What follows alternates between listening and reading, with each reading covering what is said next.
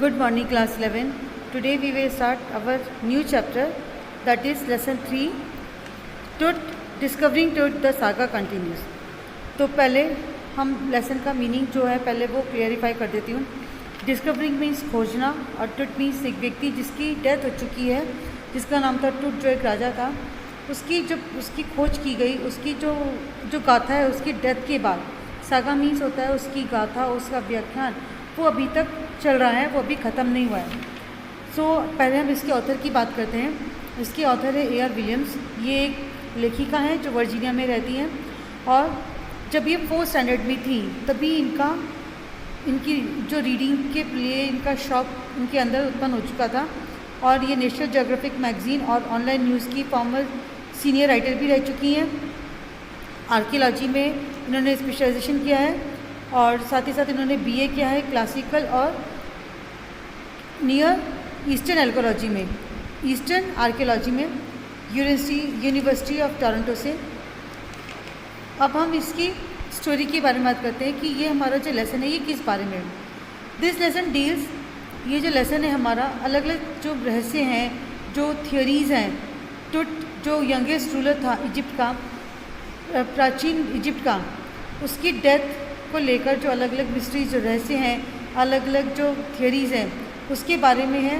और इसकी जो कब्र है, सबसे पहले उसको 1922 में एक फेमस आर्कियोलॉजिस्ट था जिसका नाम था हॉवर्ड कार्टर, उसने खोजा था.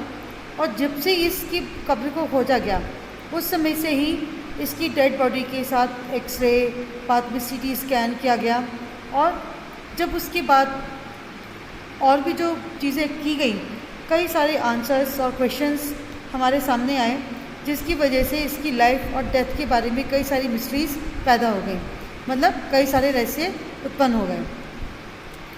अब हम अपना लेसन शुरू करते हैं. That is our lesson 3. He was just a teenager when he died.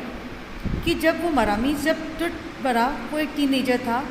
The last year of a powerful family that had ruled Egypt and its empire for centuries. Heir means उत्तराधिकारी.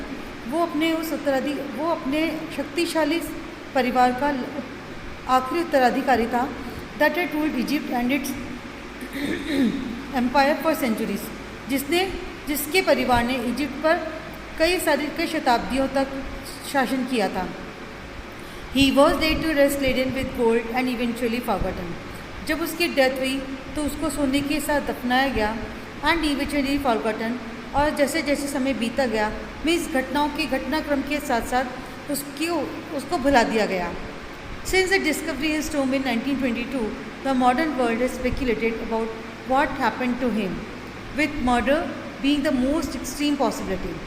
और जब से इसकी कब्र की खोज हुई 1922 में, तो जो आधुनिक संसार है, जो हमारा मॉडर्न वर्ल्ड है, उसने कई सारे अनुमान लगाए. स्पेकुलेटेड मीन्स ही इमेजिन्ड, उसने अनुमान लगाए, गैसेस करे about what happened to him, कि उसके साथ क्या हुआ होगा. With murder being the most extreme possibility, और सबसे ज़्यादा जो संभावना आई सामने वो थी उसके मर्डर की. Now living his tomb for the first time in almost 80 years, truth has undergone a CT scan that offers new clues about his life and death. अब जबकि उसको कब्र को छोड़ा, 80 सालों मीन्स ट्रुथ की डेथ को 80 साल हो चुके हैं, और 80 सालों में पहली बार उसको उसकी कब्र से बाहर निकाला गया. Truth has undergone a CT scan that offers new clues about his life and death. उसके बाद उसकी बॉडी का CT स्कैन हुआ, और उसकी लाइफ और डेथ के बारे में कई सारे नए क्लूज़ मिले. And provides precise data for accurate forensic reconstruction. और एक एक्यूरेट मतलब प्रिसाइज मीन्स एक परफेक्ट, एक बिल्कुल सूक्ष्म जो एक डाटा होता है, उसकी एक एक्यूरेट डाटा, उसकी फॉरेंसिक रिकन्स्ट्रक्शन मीन्स उसकी वैज्ञानिक जाँच का, of this boyish pharaoh. Boyish pharaoh means ये जो यंग जो फेराओ मीन्स जो मिस्र के राजा थे उनको फेराओ कहा जाता था. उसकी जब वैज्ञानिक जांच की गई, उसकी बॉडी की जब वैज्ञानिक जांच की गई, तो उसके बाद उसकी लाइफ के बारे में हमारी कई सारे नए क्लूज़, कई सारी चीज़ें हमारे सामने आई. An angry wind stirred up ghostly dust tables as king truth was taken from his resting place in the ancient Egyptian cemetery known as the Valley of the Kings.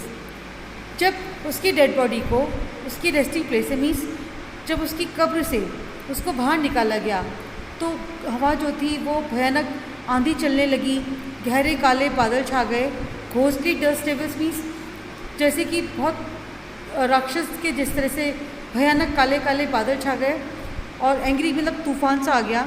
As King Tut was taken from his resting place in the ancient Egyptian cemetery known as the Valley of the Kings.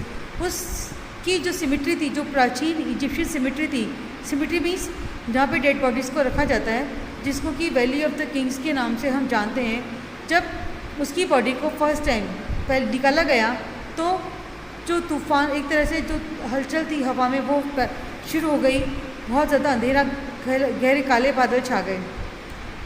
Dark bellied clouds had scudded across the desert sky all day and now were veiling the stars in cascade grey. Dark bellied means जो काले गहरे बादल थे वो उन्होंने बादलों को घेर रखा था।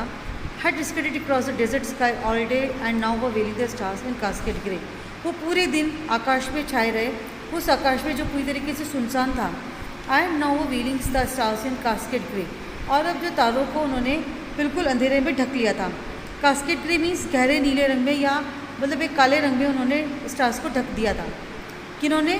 उस गहरे काले बादलों ने। इट वॉज 6 PM ऑन 5 जनवरी 2005 और ये कब की बात है? ये 5 जनवरी 2005 को 6 बजे शाम की बात है।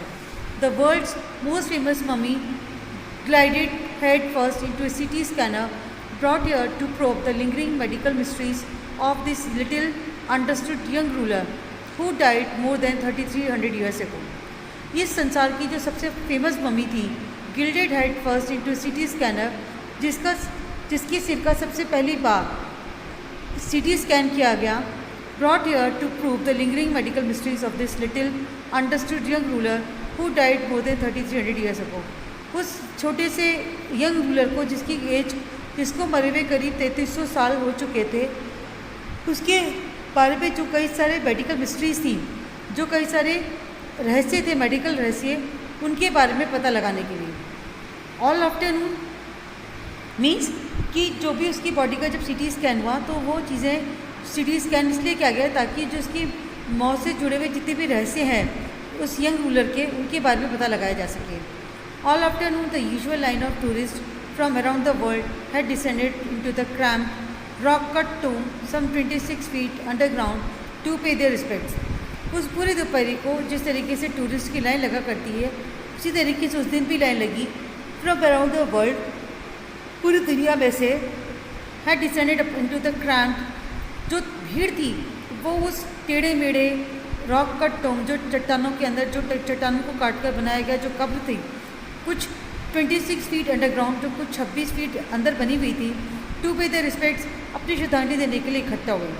मीन्स उस दोपहरी को जब उसकी डेड बॉडी को उसकी कब्र में से निकाला गया तो देश के कोने कोने से टूरिस्ट आए और उस जो चट्टान को काट कर बनाई गई जो कब्र थी, जो कुछ 26 फीट गहरी थी, वहाँ पर अपनी रिस्पेक्ट देने के लिए इकट्ठा हुए। They gazed at the murals on the walls of the burial chamber. Murals means wall paintings. उस तहखाने मतलब उस बुरियल चैम्बर मीन्स जहाँ पर उसको दफनाया गया था, वहाँ पर जो दीवारों पे बनी हुई पेंटिंग्स थी, लोग जो टूरिस्ट थे वो उसको देख रहे थे। And created to its gilded face, और साथ ही साथ जो सोने का मड़ा हुआ जो चेहरा था उसका टुटका, उसको भी देख रहे थे।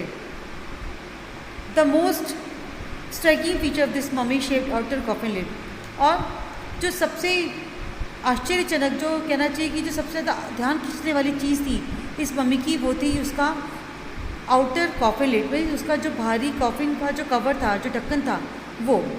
सब visitors read from guide books to a whisper, कुछ लोग गाइड बुक्स से पढ़कर आपस में धीरे धीरे फुसफुसा रहे थे। अदर्स टू टॉयलेटली, जो दूसरे थे वो चुप खड़े हुए थे। Perhaps pondering Tut's untimely death in his late teens, शायद जो टुट की एक असामयिक मृत्यु जब वो अपनी टीन एज में था उसके बारे में वो सोच रहे थे। पॉन्डरिंग मीन्स टू थिंक, और wondering with a shiver of the pharaoh's curse, और ये सोचकर आश्चर्य कर रहे थे कि अगर राजा ने श्राप दे दिया तो क्या होगा।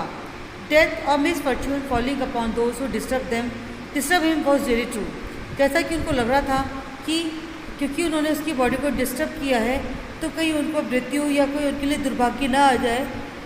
तो इस बात से वो वॉज रियली ट्रू मीन्स बिल्कुल सही थी, यानी कि जो लोग ऐसा सोच रहे थे कि टुट की जो अनटाइमली डेथ, जो उसकी टीन एज के बाद की जो डेथ थी, और क्योंकि उसकी डेड बॉडी के साथ जो छेड़खानी की गई है, कहीं ऐसा नहीं हो कि जो वो लोग जिन्होंने उसके साथ छेड़खानी करी है वो राजा उनको श्राप दे दे।